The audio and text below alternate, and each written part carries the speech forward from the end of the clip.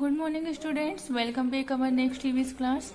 So student, in last class we discussing about the deficiency of disease and we have already about the scurvy, beriberi and okay, now today we will doing our next topic is rickets. Deficiency of vitamin D causes rickets. जो vitamin D की कमी से कौन सा रोग होता है? Rickets होता है. It is mostly found in children, ये अधिकतर बच्चों में पाया जाता है. The bones become soft and bend, इसमें क्या होती है? हड्डियां बहुत सॉफ्ट आती है और एकदम बेंड होने लग जाती है, मतलब सडनली अचानक से मुड़ने लग जाती है. ओके, अब नेक्स्ट है हमारा disease anaemia. Deficiency of iron cases anaemia. Iron की कमी से क्या होता है? एनीमिया होता है. The count of red blood cells in the blood decrease which result in weakness and fatigue. और क्या होता है इसमें? जो रेड ब्लड सेल्स होती है उनकी जो काउंटिंग होती है डिक्रीज, कम होने लग जाती है. उसके परिणाम क्या होते हैं? बहुत ज्यादा वीकनेस लगती है और हमारी बॉडी में बहुत ज्यादा, और हमें हर वक्त थकान फील होने लग जाती है. ठीक है, अब हमारी नेक्स्ट डिसीज है quarter. Deficiency of iodine cases quarter. Iodine की कमी से क्वार्टर रोग होता है. The glands in the throat enlarge resulting in the swelling of neck region. तो क्या होता है? जो ग्लैंड्स होती है, जो थ्रोट ग्लैंड्स होती है वो अचानक बढ़ने लग जाती है और क्या होता है? वहां पे सूजन आ जाती है और हमारे गर्दन वाला जो एरिया होता है वहां पर सूजन आ जाती है. इसे बोलते हैं गॉइटर रोग. ओके, अब देखिए, अब हमारा नेक्स्ट डिसीज है osteoporosis.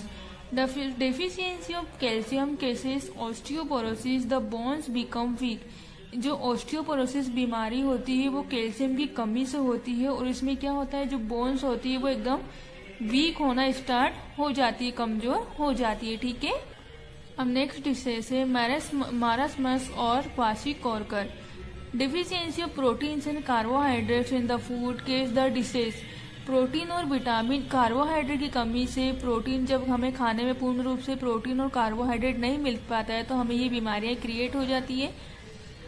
Children's between the age of 1 to 3 years suffer from the disease. जो 1 से 3 साल के बच्चे होते हैं वो इस बीमारी को सफर करते हैं.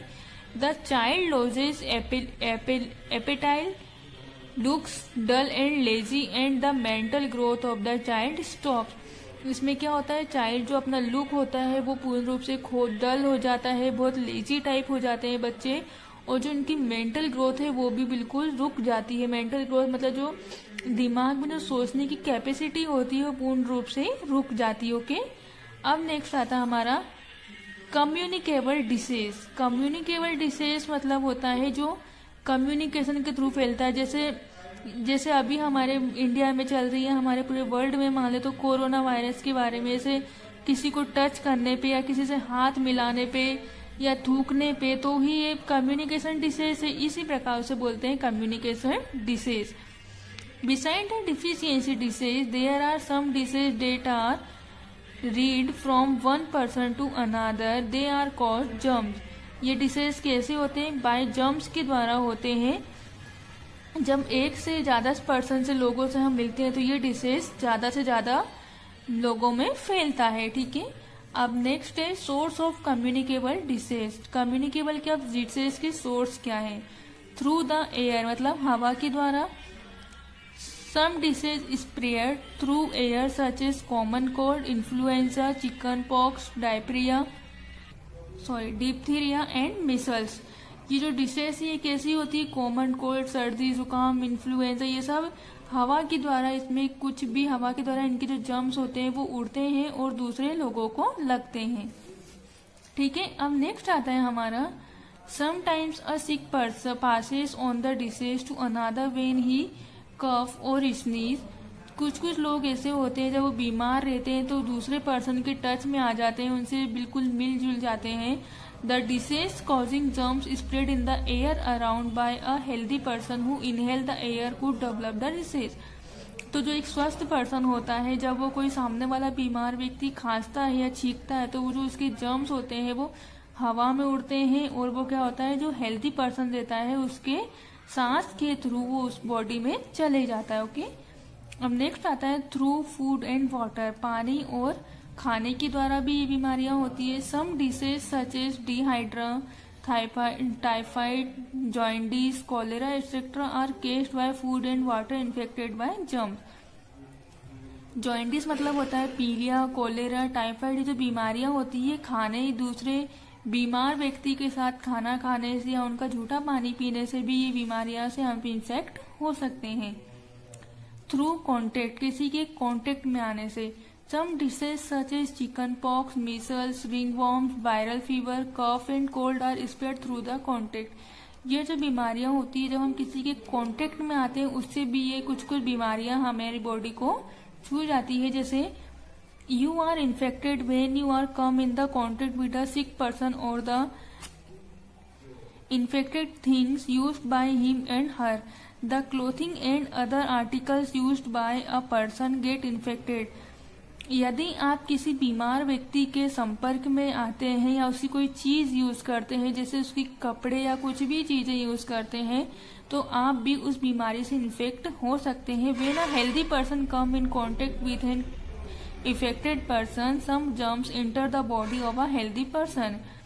जब कोई हेल्दी पर्सन किसी बीमार व्यक्ति के पर्सन के टच में आता है तो वो भी उसके जो जर्म्स होते हैं वो बीमार स्वस्थ व्यक्ति की बॉडी में एंटर हो जाते हैं। ओके, इसलिए हमसे अधिकतर बोला जाता है कि कभी कोई बीमार व्यक्ति उसके जब भी वो कोई खांसे छींके तो उनसे बिल्कुल मुंह पे रुमाल लग के खाना चाहिए। ऐसा क्यों बोलते हैं? ताकि जो इन्फेक्ट व्यक्ति है वो सामने हेल्दी वाले पर्सन को भी बीमार ना कर दे। ठीक है, अब नेक्स्ट आता है हमारा through insects and animals.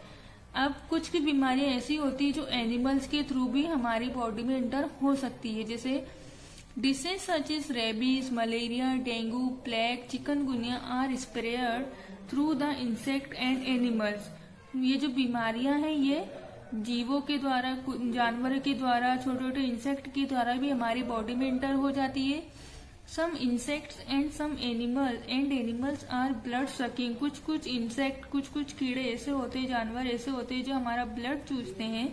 If a mosquito suck the blood of a person suffering from malaria, जो यदि कोई मच्छर किसी इंसान का खून चूस लेता है तो वो व्यक्ति मलेरिया से ग्रस्त हो जाता है। And bytes a healthy person, the germs pass on the healthy person on he get infected. और यदि वो उसे काट ले तो उससे भी वो बीमार हो सकता है, मलेरिया का रोगी हो सकता है, इन्फेक्ट हो सकता है। नेक्स्ट टॉपिक हम नेक्स्ट क्लास में पढ़ेंगे। Thank you, have a nice day.